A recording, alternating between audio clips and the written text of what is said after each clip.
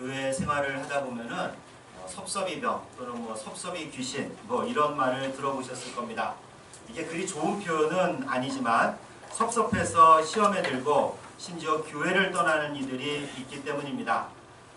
이는 대부분 인정받지 못한 것에 대한 서운함이라고 할 수가 있죠. 이것을 말로 표현하면 좋은데 말을 잘 안 합니다. 그리고 나중에 다른 핑계를 대서 서로 싸우거나 상처받고 떠나는 경우가 다른 교회는 종종 있다고 합니다. 우리 교회는 앞으로도 이런 경우가 없었으면 좋겠습니다. 특히 제게 섭섭하거나 또 서운하면 언제든지 얘기해 주시면 좋겠습니다. 사실 저는 모를 수 있거든요. 그래서 솔직하게 얘기하다 보면 오해도 풀리고 서운함도 풀리기 마련입니다. 연예인 중에 공황장애를 앓는 분이 종종 있습니다. 연예인들은 대중에게 인정을 받으려는 욕구가 강합니다. 그게 그의 인기고 자산이죠. 그래서 대중에게 자신을 맞추려고 무던히도 애를 씁니다. 그러니까 사실은 대중에게 보이는 모습과 그 사람의 본 모습은 다른 경우가 너무나 많이 있어요. 그래서 그들은 동시에 대중이 자신을 버릴 수 있다는 두려움이 항상 있습니다. 그런 두려움이 심해지면 갑자기 호흡이 이렇게 가빠지고 곤란해지고 식은땀이 나게 되고 막 어지럽고 쓰러질 것 같은데 이런 게 바로 공황장애입니다. 인정에 대한 두려움이죠. 이런 인정이나 칭찬과 우리는 살아갈 수 있을까요? 오늘 성서정과에 따라 하나님이 주시는 말씀은 누가복음 17장 5절부터 10절까지 말씀입니다. 예수님과 제자들이 예루살렘으로 올라가는 길에 예수님은 제자들에게 여러 가르침을 베푸셨어요. 이 와중에 제자들은 믿음을 더해달라고 요청합니다. 이에 예수님은 겨자씨만한 믿음이 있으면 뽕나무가 뽑힐 거라 말씀합니다. 그리고 불평 없이 묵묵히 일하는 종의 이야기를 하십니다. 예수님은 제자들에게 이와 같이 무익한 종이라 고백할 수 있어야 한다고 말씀하십니다. 먼저 무익한 종에 대한 그 다른 해석을 한번 살펴보겠습니다. 7절부터 10절까지 말씀 함께 봉독합니다. 7절부터 10절까지 말씀입니다. 너희 중 누구에게 밭을 갈거나 양을 치거나 하는 종이 있어 밭에서 돌아오면 그더러 옷과 앉아서 먹으라 말할 자가 있느냐? 도리어 그더러 내 먹을 것을 준비하고 띠를 띠고 내가 먹고 마시는 동안에 수종 들고 너는 그 후에 먹고 마시라 하지 않겠느냐? 명한 대로 하였다고 종에게 감사하겠느냐? 이와 같이 너희도 명령받은 것을 다 행한 후에 이르기를 우리는 무익한 종이라 우리가 하여야 할 일을 한 것뿐이라 할지니라. 아멘. 어떤 종이 있었습니다. 이 종은 노예를 말합니다. 이 당시는 노예제 사회이죠. 노예가 낮에는 들에서 밭을 갈고 양을 치다가 또 저녁이 되면 집으로 돌아오지만 집에 돌아와서도 쉬지 못하고 주인이 식사하는 것을 마련해 줘야 되고 또 주인이 식사할 때 옆에서 시중 들어야 됩니다. 노예는 명령한 대로 행해야 됩니다. 주인이 그렇다고 해서 감사할 필요도 없습니다. 예수님은 이야기를 끝마치면서 제자들에게 이와 같이 무익한 종이라 고백해야 한다고 말씀합니다. 예수님의 제자는 이렇게 스스로를 무익한 종이라 말할 수 있어야 한다는 의미예요. 이 무익한 종, 이 말은 보통 봉사자나 사역자 또는 교역자가 하는 말이기도 하죠. 자기 자신을 좀 낮추면서 겸손하게 하는 말입니다. 어떤 목사님이 은퇴하시면서 딱 한마디 하셨다고 그래요. 여러 가지 말 하신 게 아니라 무익한 종은 물러갑니다. 그동안 감사했습니다. 멋지죠? 여러 가지 이야기를 구질구질하게 하는 것보다 깔끔하고 얼마나 좋습니까? 저도 제가 은퇴하거나 또는 제가 파송받아서 분립하게 되면 이 말만 하고 떠나고 싶습니다. 이렇듯 무익한 종 이야기가 전하는 교훈은 겸손이라 생각을 합니다. 끝까지 자기 자신을 드러내지 않고 겸손을 표현합니다. 하나님이 하신 일입니다. 저는 그저 명령대로 행한 무익한 종일 뿐입니다. 이렇게 보통 말을 합니다. 근데 이 말에는 뭔가 눈에 보이는 성과가 있는 사람이어야 멋있어요. 만일 저와 같은 사람이 지금 이 상태에서 나이가 돼서 은퇴한다면 어떨까요? 지금까지 사역을 하고 목회한 것은 다 하나님의 은혜입니다. 이 정도는 말할 수 있어요. 아마 다 인정하실 겁니다. 그런데 여기에 덧붙여서 다 하나님이 하신 일입니다. 저는 그저 명령한 대로 행한 무익한 종일 뿐입니다. 라고 말하면 약간 어색합니다. 왜 그렇겠습니까? 사람들이 인정하지 않습니다. 교회가 수적으로 크게 부흥한 것도 아닌데 무슨 무익한 종입니까? 개척해서 뭐 수천 명은 모였다면 이런 말 해도 됩니다. 처음 부임할 때 수십 명 있었는데 은퇴할 때 몇천 명이 되었다면 이런 말 해도 됩니다. 그럼 사람들이 정말 참으로 겸손한 사람이구나 하고 인정해 줍니다. 반면 이런 뚜렷한 성과 없이 눈에 보이는 성과 없이 이런 말을 하면 요즘 애들 말로 뭐래? 뭐 그럴 수도 있어요. 그럼 오늘 본문이 주는 교훈은 무엇입니까? 오늘 본문에 나오는 무익한 종이란 겸손한 종을 의미하기도 하지만 거기에서 그치지 않습니다. 오늘 본문에서도 이 종이 무슨 뛰어난 업적이 있다고 말하지 않아요. 뭐 정말 잘했는지 못했는지도 나오지 않습니다. 다만 예수님은 사도들에게 또는 제자들에게 이와 같이 너희도 무익한 종이라 해야 한다고 말씀하십니다. 1명을 전도했건 100명을 전도했건 성전을 건축한 제자건 떠돌아다니며 복음을 전한 사람이건 모두 무익한 종이다 라고 말할 수 있어야 됩니다. 이게 예수님의 명령이에요. 덧붙여서 여기 나오는 주인을 굳이 하나님과 연관시킬 필요는 없습니다. 하나님은 본문에 나오는 주인처럼 결코 무자비하거나 인정머리 없거나 대접만 받으려는 분이 아닙니다. 오늘 본문은 종에게 초점을 맞추어 비유를 해석해야 됩니다. 그럼 어떻게 이 비유를 해석하는 게 좋을까요? 무엇보다도 어떤 상황에서 나온 비유인지 알아야 됩니다. 바로 5절과 6절이 이 비유의 핵심을 알려주는데 그것이 바로 믿음입니다. 우리 5절과 6절 함께 봉독하겠습니다. 사도들이 주께 여짜오되 우리에게 믿음을 더하여 주소서 하니 주께서 이르시되 너희에게 겨자씨 하나일 만한 믿음이 있었더라면 이 뽕나무더러 뿌리가 뽑혀 바다에 심기어라 하였을 것이요 그것이 너희에게 순종하였으리라. 아멘. 사도들이 예수님께 요청합니다. 믿음을 더하여 주세요. 사도들이 왜 믿음을 더해달라고 했을까요? 그 앞부분 이야기를 살펴보면 알 수 있어요. 예수님께서는 자꾸 연약한 자를 실족하게 하면 안 된다고 말씀하셨습니다. 뭐 우리 그리스도인들이 일부러 누군가를 특히 작고 연약한 자를 실족하게 하는 이들은 없을 겁니다. 그러나 나도 모르게 그럴 수 있거든요. 그래도 어쨌든 제 책임이라는 겁니다. 실족하지 않게 하는 일이 쉬운 일은 아니에요. 특히 작고 연약한 자를 배려하는 것이 쉽지 않습니다. 이어서 예수님이 용서하라는 말씀을 하세요. 하루에 7번 죄를 짓고 와서 회개한다면 용서해 주라고 말씀합니다. 아니, 한 번 용서하기가 얼마나 힘듭니까? 근데 한 번도 아니고 7번. 그것도 하루에 7번이에요. 하루에 7번 내게 죄를 지어도 다 용서하라고 하십니다. 아니, 이게 쉬운 일입니까? 어려운 일이죠. 이런 말씀을 듣던 사도들이 예수님께 요청합니다. 우리에게 믿음을 더하여 주소서. 여기에 이런 말이 생략되지 않았겠습니까? 예수님, 그거 정말 어려운 일입니다. 우리가 가진 믿음으로는 택도 없습니다. 우리에게 믿음을 더하여 주십시오. 그래서 우리가 큰 믿음을 가져서 작은 자를 실족하지 않게 하고 하루에 7번이라도 용서할 수 있겠습니다. 이런 사도들의 요청에 겨자씨만한 믿음을 말씀하시죠. 제가 다른 자리에서 말씀드린 적이 있습니다. 겨자씨는 아주 작은 씨예요. 우리가 아는 깨보다도 더 작은 씨앗이라고 합니다. 그러니 얼마나 작겠어요. 그런데 이 정도 크기의 믿음이 있으면, 이 깨보다도 작은 겨자씨만한 믿음이 있으면 뽕나무 뿌리가 뽑히고 바다에 심기게 할 수 있다고 말씀합니다.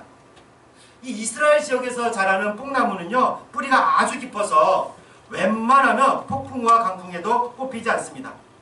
그런 나무가 겨자씨만한 믿음만 있어도 뽑혀서 바다에 심긴다니 대단한 일이죠. 여러분 중에, 외람되지만 여러분 중에 또는 여러분이 아는 분들 중에 믿음으로 나무 뿌리를 뽑은 사람이 있습니까? 제가 신학교에 다닐 때만 해도 보면은 산에 올라가 소나무 하나는 뽑아야 한다 하면서 밤새 소나무를 붙들고 씨름하시는 분들이 가끔 있어요. 근데 저는 그분들의 진정성을 결코 의심하지 않습니다. 정말 얼마나 간절히 기도하는지 몰라요. 그런데 그게 뽑히나요? 이게 안 뽑혀요. 이게 힘으로 안 되거든요. 믿음으로는 안 됩니다. 저도 뽑은 사람 못 봤어요. 그런데 예수님은 겨자씨만한 믿음이 있어도 뽕나무가 뽑힌다고 말씀하세요. 우선 이 말씀은 믿음은 양적으로 측정할 수 있는 게 아니라는 의미입니다. 믿음이 크다고 아무리 외쳐봐야 겨자씨보다 작다는 거죠. 아직 뽕나무 뿌리 뽑은 사람 없으니까. 하나님이 보시기에 우리 믿음은 다 거기서 거기라는 거죠. 그런데 앞뒤 문맥을 보면 사도들이 원한 믿음은 바로 이런 믿음이에요. 뽕나무를 뽑는 그런 믿음입니다. 엄밀히 말하자면 능력이에요. 은사를 말합니다. 예수님, 제게 지금 능력이 부족해요. 그런 능력이 부족해요. 능력을 주시면 작은 자를 배려할 수 있고요. 얼마든지 용서할 수 있습니다. 그런 능력을 제게도 주십시오. 이런 맥락에서 예수님은 무익한 종 이야기를 하시는데 우리에게 필요한 믿음이 무엇인지를 말씀하세요. 잠깐 덧붙이자면 뽕나무까지는 아니더라도 은사가 있는 분들은 있죠. 특히 무슨 치유의 은사라든지 예언의 은사라든지 이런 것이 뛰어난 분들이 간혹 있습니다. 그런데 이런 분들이 작은 자를 배려하거나 또는 용서를 잘하시는 분들이 별로 없어요. 그래서 이제 이들이 끝이 별로 좋지 않습니다. 심지어는 이단으로 빠지기도 해요. 예수님이 말씀하시는 믿음도 이런 은사가 아닙니다. 이런 능력이 있어야 배려하고 용서하는 것이 아니기 때문이죠. 그리고 모두에게 이런 능력이 있을 필요가 없습니다. 그러나 예수님이 제자들에게, 사도들에게, 그리스도를 믿는 자들에게 필요한 것이 있다고 하셨는데 그 믿음을 말씀하고 있는 거예요. 그리스도인이라면, 제자라면 필요한 믿음입니다. 예수님은 이런 믿음에 대해 말씀하기 위해서 한 노예 이야기를 하신 겁니다. 그리고 예수님은 제자들에게 말씀하세요. 우리 10절 말씀을 다시 한번 봉독하겠습니다. 10절 말씀 봉독합니다. 이와 같이 너희도 명령받은 것을 다 행한 후에 이르기를 우리는 무익한 종이라 우리가 하여야 할 일을 한 것뿐이라 할지니라. 아멘. 나를 따르는 너희는 이와 같이 하라 말씀합니다.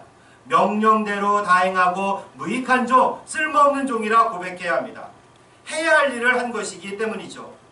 한마디로 그리스도인이라면 그 노예와 같아야 한다는 말씀이 아닙니까?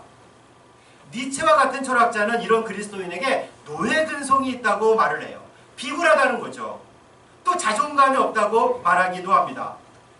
누군가 나에게 너는 종이야, 노예야 라고 말하면 좋아할 사람이 있겠어요? 우리말로도 쌍놈이라고 하면 이것은 욕이잖아요. 그런데 예수님은 그 노예와 같아야 한다고 말씀합니다. 이 노예는 어떤 사람입니까? 아주 성실하고 부지런하고 순종적이에요.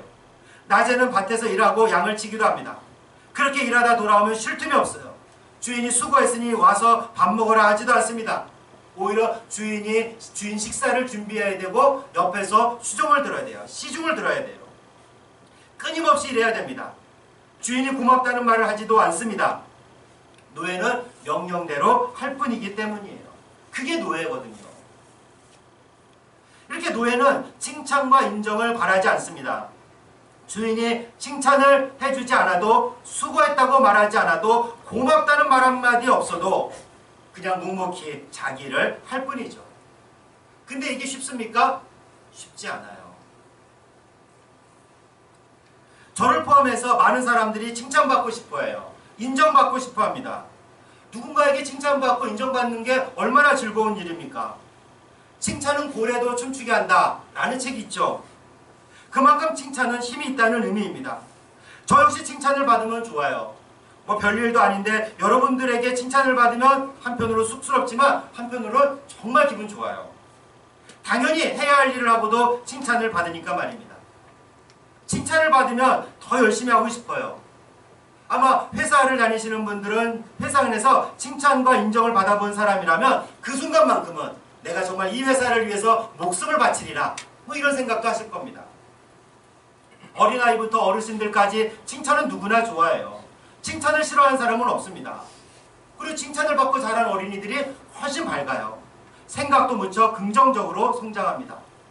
어른들에게도 옷에 대해서 또 머리 모양에 대해서 칭찬을 해드리면 정말 어린아이처럼 즐거워하십니다. 이런 칭찬이 바로 누군가로부터 인정받고 싶다는 의미예요. 내가 한 일에 대해서 인정받고 싶고 내가 하는 행동이나 내가 입은 옷이나 내가 가진 것에 대해서 다른 사람들이 좀 알아주고 나를 칭찬해 주기를 바랍니다. 심지어 그런 인정을 받기 위해서 위험을 감수하기도 하죠. 예를 들면은 회사 같은 데 직장에서는 다른 사람의 공로를 채가기도 해요. 다른 사람을 헐뜯기도 합니다.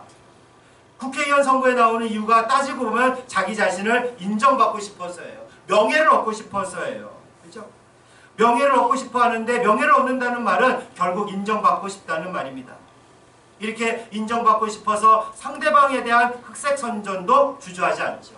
가짜뉴스도 남발합니다. 오직 자신이 인정받고 싶기 때문이에요.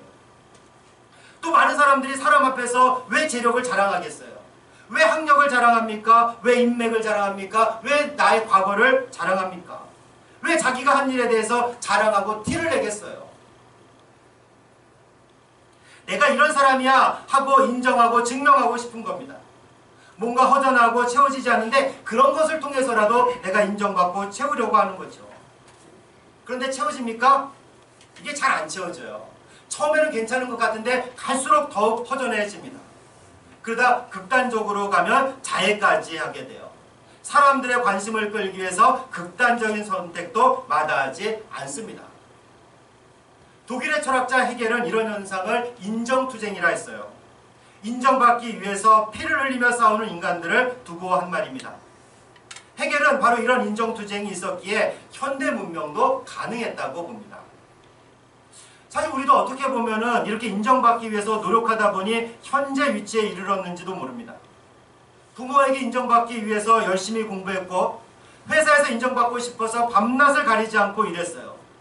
가족에게 인정받고 싶어서 열심히 가정을 돌보았고 교회에서 인정받고 싶어서 최선을 다해 봉사하고 섬겼습니다. 그래서 오늘날 가정과 직장과 교회에서 이만큼 인정받고 있어요. 그리고 덕분에 우리 직장과 일터와 교회가 이만큼 성장했다는 자부심도 있죠. 우리는 되도록 서로 많이 칭찬하고 인정해 주어야 됩니다. 서로서로가 인정하고 칭찬해 줘야 돼요. 이게 우리 교회 문화가 되어야 되고 우리 가정과 우리 일터에서 이런 문화가 형성되어야 돼요. 그리고 우리나라에도 사실 이런 문화가 좀 더 활성화되면 좋겠습니다. 그런데 우리 예수님께서는 그리스도인 또는 예수님을 따르는 제자들에게는 그런 칭찬과 인정이 없어도 괜찮다고 말씀하고 있어요. 오늘 노예가 보여준 것처럼 칭찬하지 않아도 오히려 내가 무익한 종입니다 라고 말할 수 있어야 한다는 거예요.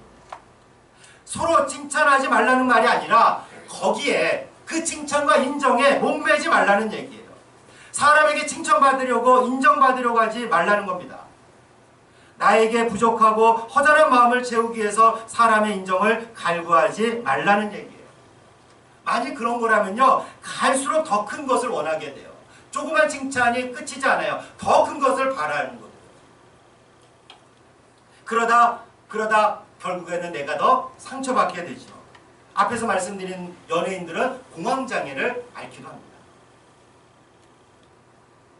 그럼 그리스도인들, 예수님의 제자는 어떻게 해야 합니까? 인간적 요구는 점점 커지지만 인간은 그것을 채울 수가 없거든요. 근본적인 해결책이 필요합니다. 불완전한 인간이 아니라 완전하고 충만한 존재로부터 채워지고 인정받아야 돼요. 그분이 바로 누구십니까? 우리 하나님이시에요. 우리 예수님이십니다.